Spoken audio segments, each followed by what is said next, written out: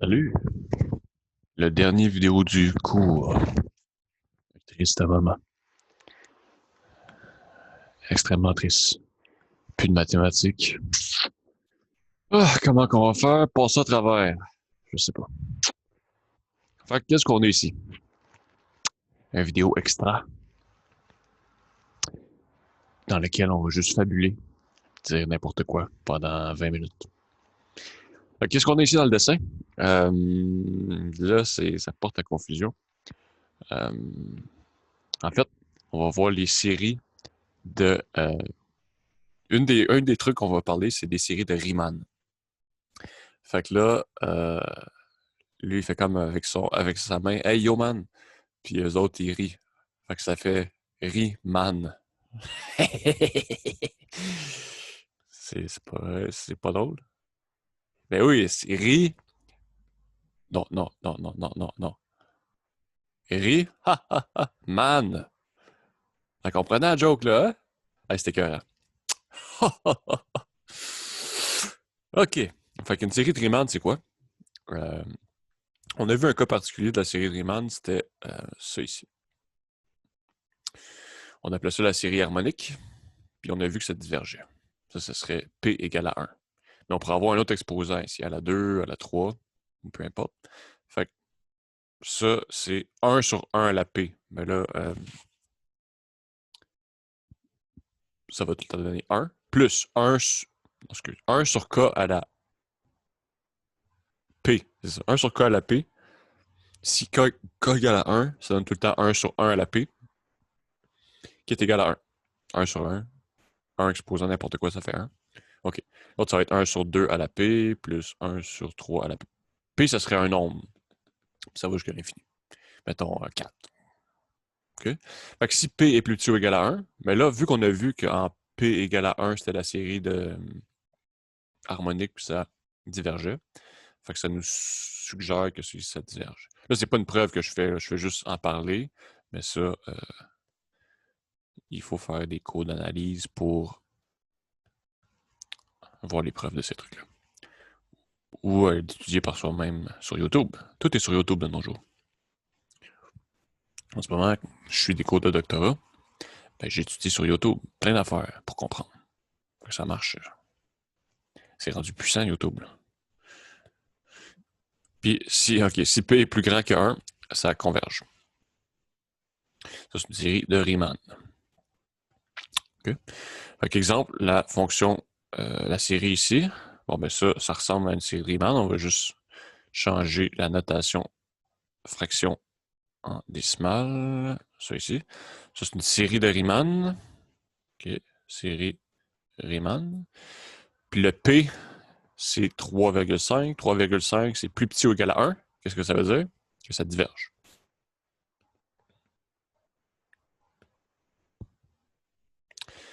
Autre exemple, ça ici. Peut-être qu'on dit, ben, ça ressemble pas vraiment à une série Riemann. Mais si on réécrit l'exposant moins, on l'envoie en bas, ça devient un exposant plus. Ça, c'est une série de Riemann. Série de Riemann avec P égale à E. Ça, c'est environ égal à 2,71. Puis ça, c'est plus grand que 1. Donc, ça converge. On ne sait pas vers quoi ça converge. Bon, on peut juste dire que ça converge. Good? C'est ça. Là, on n'a pas le temps de rentrer en détail, mais il y a plein d'autres critères qu'on a vus aussi qu'on n'a pas vu pour les convergences. On a vu critères d'intégrale, critères du thème général, peu importe. Mais là, il y a plein d'autres critères qui existent pour voir si des séries convergent ou non. Critères des polynômes, critères d'Alembert généralisé, critères Cauchy généralisé, comparaison, Leibniz, convergence absolue. Fait qu'il y en a plein d'autres. Là. On peut s'amuser pendant des années à regarder si des séries convergent ou non. Il y en a qui se disent peut-être pourquoi je ferais ça. Prendre des années de ma vie à savoir si des séries convergent ou non. Bah, pourquoi pas? Hmm? Entre ça et fumer du gros pot, qu'est-ce qui est le plus important dans la vie? Comprendre si une série converge ou non. Je suis d'accord avec vous. OK. Fait que là, ici, qu'est-ce qu'on a? on voudrait avoir un dernier concept qui est très important, pas juste en mathématiques, en physique, en plein de trucs différents. C'est le concept du polynôme de Taylor. Donc ici, on va voir c'est quoi. On a une fonction quelconque, puis on veut calculer son polynôme de Taylor du degré n. Taylor, c'est le gars qui a inventé ça. Mr. Taylor. Fait que on a ça P de n de x, puis on le développe autour d'un point. Fait que je dis, OK, c'est quoi le polynôme de Taylor de degré n développé autour du point A? C'est donné par ça ici. Qu'est-ce que ça veut dire, ça? Ça veut dire... Ça, cette notation-là, ça veut dire dérivé kème fois. Fait que si je l'écris au long, ça me donne... Si je remplace k par 0, 0 factoriel, ça fait 1. Donc, puis f, quand c'est un 0 ici, ça veut dire que c'est la fonction elle-même. Fait que c'est la fonction elle-même évaluée en A, puis ça ici, ça va être à la 0, ça va disparaître. Ça, c'est le premier terme. Deuxième terme, ça va être la dérivée première de la fonction en A sur 1 factoriel. 1 factoriel, c'est 1, fait que je n'ai pas à diviser, fois x moins A à la 1. Deuxième truc, dérivé 2 fois en A sur 2 factoriel. 2 factoriel, c'est 2 fois 1 sur 2, fois x moins A à la 2. Puis on continue comme ça, puis on s'en va jusqu'à n. Dérivé nème en A sur n factoriel à x moins A à la n. Donc ça, c'est le polynôme de Taylor de degré n de la fonction f autour du point A. Okay? Puis si le point A qu'on avait choisi, c'était 0, ça a un nom spécial, on appelle ça le polynôme de Maclaurin.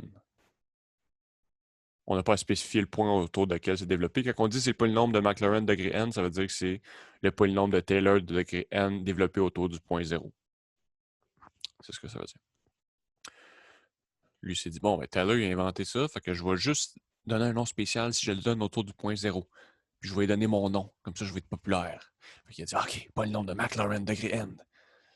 Puis là, il a réussi à être populaire comme ça. Mais là, il s'est rendu compte que finalement, ça ne l'a pas rendu plus heureux. Fait qu'il a lâché les mathématiques, puis il est allé travailler chez McDo pour le reste de sa vie. Sacré McLaurin. C'est pas vraiment pour ça. Je sais pas. Je veux pas qu'on soit vexé. Si McLaurin c'est notre idole, je dis n'importe quoi. Je commence à délirer un peu. OK, fait que là, exemple, j'ai la fonction ici. Pourquoi on veut regarder les polynômes? On va le voir juste après. Pourquoi c'est important? Premièrement, on va voir comment on calcule ça. Fait que, mettons, j'ai la fonction ici, puis je veux calculer son polynôme de Maclaurin de degré n. Fait que je veux calculer son polynôme de Taylor de degré n autour du point 0. Fait que, premièrement, on va calculer les dérivées. La première dérivée, toutes les dérivées, dans le fond, ça va être tout le temps e à la x. E à la x, quand on le dérive, c'est tout le temps e à la x. Puis si j'évalue cette dérivée-là, peu importe laquelle, c'est tout le temps la même, n'importe quelle dérivée, si je l'évalue en 0, ça va être e à la 0 qui égale 1. Ça, c'est pour tout cas entier. J'écris pas l'intervalle 1 à n parce que c'est pas toutes les nombres entre 1 à n. Il y a plein de nombres réels, plein de fractions là-dedans. C'est les nombres 1, non, 0, même 0. 0, 1, jusqu'à n. OK. Fait que ça donne tout le temps 1. Fait que le polynôme de degré n, polynôme de Maclaurin, ça va être quoi? Ça va être la somme k égale à 0 jusqu'à n de f. K, ici, c'est en 0 sur k factoriel fois x moins 0. Donc, ça fait juste x à la k. Comme ça. Fait que ça va être quoi?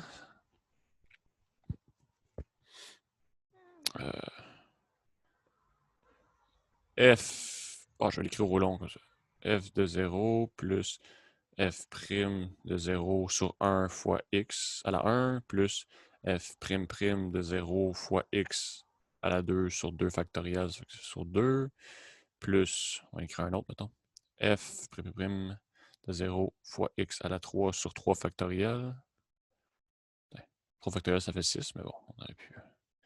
Jusqu'à n 0 sur n factoriel x à la n. Puis f de 0, ça va tout le temps, peu importe la dérivée, ça va tout le temps 1. Fait que finalement, c'est 1 plus 1 fois x plus 1 fois x2 sur 2 factoriel plus x3 sur 3 factoriel plus xn sur n factoriel. Fait que finalement, on se ramasse avec la somme de k égale à 0 jusqu'à n de x à la k sur k factoriel. OK? C'est bien. Ça, c'est son polynombre de degré n. J'avais demandé juste son polynombre de degré 0. J'aurais arrêté ici. J'avais demandé son polynombre de degré 1. J'aurais arrêté ici. J'avais demandé son polynôme de degré 2. J'aurais arrêté ici. Donc, on aurait pu... Tu sais, ça dépend de ce qu'il demandait. Sur 2 factoriel. 2 factoriel, c'est 2. OK? Donc, ça, c'est bien. Là, on veut savoir à quoi ça sert dans la vie. En fait, l'utilité de ça, c'est que si j'ai une fonction qui est infiniment dérivable à un certain point, je peux la dériver autant de fois que je veux, mettons e à la x, on peut développer f en série de Taylor. Pas en polynôme de Taylor, mais en série de Taylor autour de a. Puis, ça va jusqu'à l'infini. Sauf que là, qu'est-ce que ça dit? Ça dit que toutes les... ça ici, c'est une série. Fait que ça va converger pour certains x là-dedans. Peut-être pas pour toutes les x. Mettons, si x est entre, je sais pas moi, moins 1 et 1, ça va converger ici si, mettons, le point A, c'est 0, par exemple. Fait que ça, qu'est-ce que ça me dit? Ça dit que entre toutes les x entre moins 1 et 1, la valeur de la fonction elle-même est donnée par la série ici développée. Donc, la valeur de la fonction elle-même, c'est pas polynôme de je ne sais pas quoi qui est écrit là. C'est vraiment la fonction elle-même qu'on avait au début. Sa valeur est donnée par la somme, la série de Taylor. Donc, toute la somme des dérivés. Fait que ça dit que la fonction elle-même, f de x, va être égale à f de a, au point A qu'on a trouvé, plus, c'est la même chose que tantôt, là, f' de a fois x moins a à la 1, plus f' de a sur 2, x moins a à la 2. Puis ça va jusqu'à l'infini, par contre. Okay?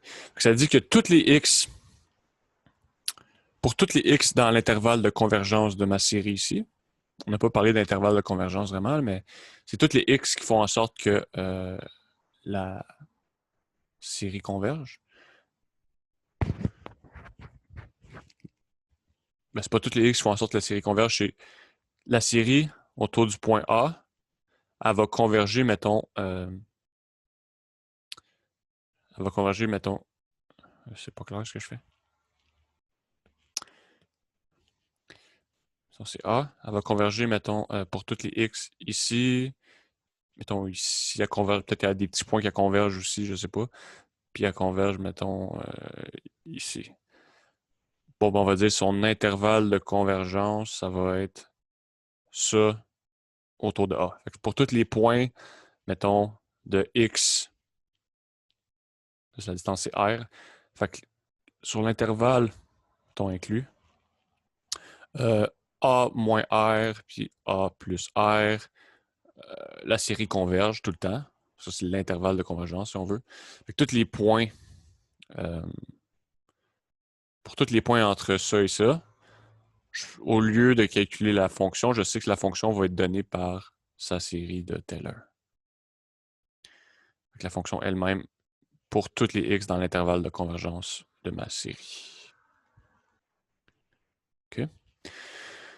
Puis, c'est bien. Puis là, si A égale 0, on aurait appelé ça le développement en série de Maclaurin de la fonction. Si le point qui est choisi, c'est 0. En général, c'est un point quelconque. Good? Ça, c'est vraiment bien pour calculer la valeur d'une fonction. Dans le fond, on a une série, mais des fois, on étudie juste des séries en tant que telles, puis on veut savoir, OK, y a-t-il une fonction qui représente cette série-là? Ben, si la série représente, on est capable de la faire représenter une série de Taylor, une certaine fonction, on peut dire que oui. Mais il y a plein de trucs cool qu'on pourrait faire avec ça. Mais on ne rentre pas là-dedans. Donc voilà, c'était juste pour susciter l'intérêt de certains à peut-être continuer son cheminement. Ou à peut-être se dire, oh, OK, ça ne m'intéresse pas pour toute cette affaire-là. Oui, je m'en vais des mathématiques, j'en ferai plus jamais de ma vie. puis d'autres qui se disent « Wow, c'est tellement intéressant, je vais en faire tout le reste de ma vie. » Pour finalement rendre compte que peu importe ce que je fais dans la vie, on s'en fout, il faut juste que j'aille du plaisir. OK, fait que c'est ça qui se passe. Donc là, voilà, c'est la fin de notre cheminement ensemble. Donc ça c'est moi. Puis ça, c'est toi. Puis tu te dis, oh yeah, j'ai fini, enfin, je suis tellement intelligente, oh my god. Puis lui, il a tellement été traumatisé, il a tellement eu des crampes de cerveau qu'il y a eu un disjonctement qui s'est passé. Puis là, il pense que c'est un mouton. Fait que, des fois, ça peut être dangereux aussi, faire trop de mathématiques. Faut balancer avec un peu d'activité physique, aller jouer dehors. Good! Fait que ce fut une belle expérience de faire ce cours-ci avec vous. Je vous souhaite plein de succès dans vos expériences, dans votre cheminement. Et peut-être que nous allons nous recroiser au futur. Bye bye.